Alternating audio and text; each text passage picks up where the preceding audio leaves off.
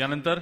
पुढचा उल्लेखनीय पुरस्कार श्री विष्णू दळवी 2015 साली स्थापन झालेली कौशल्य विकास व्यवसाय विकास प्रशिक्षण आणि शैक्षणिक बहुउद्देशीय शिक्षण संस्था म्हणजेच KVVPSBS ही संस्था आज भारतात कौशल्य विकास क्षेत्रातील एक महत्त्वाची आधारस्तंभ ठरलेली आहे। या संस्थेने आजपर्यंत 31,000हून अधिक युवकांना प्रशिक्षण दिलंय, 13,600हून अधिक युवकांना रोजगारात स्थिर केलेलं आहे आणि 9,500हून जास्त युवकांना स्वयंरोजगारासाठी सक्षम केलेलं आहे आणि या कामगिरीसाठी लोकशाही मराठीतर्फे त्यांचा हा सन्मान।